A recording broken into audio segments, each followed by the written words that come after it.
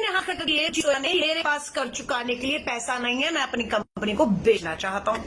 अब आया एसबीआई के पास में। एसबीआई ने कहा जी मुझसे तो आपने 1816 करोड़ लिए थे। एसबीआई ने कहा रुचि सोया को मेरे 1816 करोड़ वापस कीजिए। रुचि सोया ने कहा जी मेरे पास तो है नहीं, सेटलमेंट कर लीजिए। सेटलमेंट हुआ कि ठीक है एसबीआई 1000 करोड़ रुपया छोड़ देता। दया आ गई रुचि सोया पर, छोड़ दिया। एसबीआई ने 1000 करोड़ छोड़ दिया। बाकी सेटलमेंट हुआ कि ठीक है अब ऐसा करिए 800 करोड़ तो दे दीजिए। तो रुचि सोया ने एसबीआई को 1816 करोड़ में से 1000 करोड़ माफ करके 816 करोड़ देकर बैठ गया। अब उसके बाद रुचि सोया ने अपनी कंपनी की बोली लगाई। सुनिएगा ध्यान से। बोली जब लगाई तो खरीदारों में कौन आया? 3 ही लोग बचे इस देश में, पूंजीपति अदानी, अंबानी और लाला आमदेव की पतंजलि। बोली में पतंजलि ने रुचि सोया कंपनी को जो 12,000 करोड़ के कर्ज में डूबी हुई थी बैंकों का पैसा लेकर, उसे 4,350 करोड़ में खरीद लिया। पतंजलि ने कितने में खरीदा रुचि सोया को? 4,350 करोड़ को। अब लाला आमदेव के पास कहां से पैसा आएगा? कंपनी तो खरीदनी है, 4,350 करोड़ में खरीदनी है, पैसा नहीं है। ये गए फिर एसबीआई के पास। अब पतंजलि जाती है उसी एसबीआई के पास जिसके पास रुचि सोया ने पैसे लिए थे और वापस नहीं कर पाया। एसबीआई ने कह दिया लाला आमदेव जिस कंपनी को आप खरीद रहे हैं उसके शेयर 10 रुपए 17 रुपए में कंपनी कर्जे में डूब गई है। उस कंपनी को खरीदने के लिए एसबीआई आपको कर्ज नहीं दे सकता क्योंकि वो कंपनी डूब गई, पैसा डूब गया, आपसे भी उबर नहीं पाएगी। एसबीआई ने मना कर दिया। लेकिन एसबीआई की मजाल क्यों, उसे पता नहीं था लाला आमदेव के संबंध पीएमओ तक हैं। सरकार बनाने में, काले धन के ऊपर पूरा आडंबर करने में लाला आमदेव का कितना हाथ है। एसबीआई को फोन आ गया कि लाला आमदेव को पैसा तो देना होगा।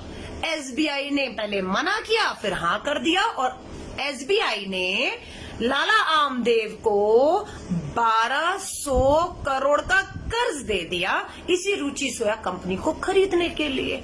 तो कंपनी खरीद लिया कितने में? 4,350 करोड़ में। 4,350 करोड़ किसको मिले? रुचि सोया को मिले। अब रुचि सोया को चाहिए था ना कि एसबीआई जाए और अपना 1000 करोड़ वसूल ले, लेकिन एसबीआई ने कहा वो तो पुराना मामला हो गया, सेटल हो गया, खत्म हो गया, अब हम रुचि सोया को परेशान नहीं करेंगे, हम 1000 करोड़ एसबीआई ने कहा भूल गए। तो रुचि सोया 4,350 करोड़ लाला आमदेव से लेकर आराम से फरार हो गया। अब लाला रामदेव पर आ जाइए। अब और इंटरेस्टिंग बात है, लाला रामदेव ने जब सोया को खरीदा तब उसके शेयर की कीमत थी, सुनिएगा, 10 रुपए से 17 रुपए के बीच में झूल रही थी रुचि सोया के एक शेयर की कीमत। लाला आमदेव के खरीदते ही कंपनी का शेयर 17 रुपए से 27 रुपए नहीं, 37 रुपए भी नहीं, 47 रुपए भी नहीं, 147 रुपए भी नहीं, सीधा 17 रुपए से 1,535 रुपए 5 महीनों में रुचि सोया का शेयर पहुंच गया 17 रुपए से 1,535 रुपए पे। इसीलिए कांग्रेस ने कहा कि देश की डूबती अर्थव्यवस्था को बचाना है तो देश की वित्त मंत्री निर्मला सीतारमण को हटाइए और लाला आमदेव को देश का वित्त मंत्री बता दीजिए। किस तरीके से एक घाटे की कंपनी जो 12,000 करोड़ के कर्ज में थी उसे 4,000 करोड़ में एसबीआई से ही लोन लेकर खरीद लिया और 5 महीने में 17 रुपए का एक शेयर रुचि सोया का पतंजलि कंपनी ने खरीदते ही 1535 में पहुंच गया। और जो कंपनी 2019 में रुचि सोया 4,350 करोड़ में बिकी थी उसकी कीमत आज 35,360 करोड़, 4,350 करोड़ की कंपनी आज पहुंच गई है 35,360 करोड़ में। है ना बहुत बड़ी बात। अब लोग इसमें भ्रष्टाचार कह रहे हैं। ठीक है, सरकार ने लाला रामदेव की मदद की, एसबीआई जो कर्ज नहीं दे रही थी उसे कर्ज देने को कहा। किसने कहा, कब कहा, कैसे कहा, वो तो अब जो जांच तो होगी नहीं, टाइम बर्बादी है। और पॉलिसी में देखिए, पहले था कि रुचि सोया का जो पामोलिव ऑयल था उसका जो है हम लोग बाहर विदेशों से आयात करते थे। भारत पामोलिव ऑयल विदेशों से खरीदता था। लाला आमदेव को कौन खरीदेगा जब बाहर से इतना तेल आ रहा है? तो पॉलिसी में बदलाव किया गया और ये कहा गया कि अब पामोलिव ऑयल पे पूरी तरह से आयात पर रोक लगा दी जाती है। जब बाहर से विदेश से तेल देश में नहीं आएगा तो फिर तो एक ही खिलाड़ी बचा, पतंजलि के लाला आमदेव। अब सबको उन्हीं का खरीदना है, कोई और तो है ही नहीं बचा ही नहीं मैदान के अंदर। और जब उनके खरीदे तो 17 रुपए का शेयर 1535 रुपए पर पहुंच गया। इसीलिए अब इसमें आपको कुछ भ्रष्टाचार दिख रहा है, मालूम नहीं। 4000 करोड़ की कंपनी आज 35,000 करोड़ की होगी मात्र 5 महीनों में। इसका 17 रुपए का शेयर जो है वो 1535 रुपए का हो गया। पॉलिसी में बदलाव हुआ। पूरा देश का युवा बेरोजगारी में, भूखमरी में, गरीबी रेखा बढ़ रही है हमारे बच्चे 10 लाख कुपोषण के शिकार हो गए हैं। महंगाई चरम तोड़ है, कमर तोड़ महंगाई है। पेट्रोल डीजल 100 पार हो चुका है, आप समझ रहे हैं। लेकिन कमाइयां अदानी, अंबानी, पतंजलि कि कहते हैं ना, हमारी कहते हैं किसी को चांदी हो रही है, इनके तो सोना भी कहे तो मैं कहती हूँ ये हीरो में खेल रहे हैं। देश डूब रहा है, देश की अर्थव्यवस्था डूब रही है, कंपनियां डूब रही हैं, LIC डूब रहा है, नीलामी हो रही है भारत सरकार के PSUs की।